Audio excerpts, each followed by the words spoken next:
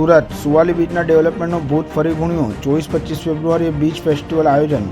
2 દિવસીય બીચ ફેસ્ટિવલમાં સાંસ્કૃતિક કાર્યક્રમોની સાથે 24 મે સાંજે કીર્તિદાન ગઢવીનો ડાયરો યોજાયો।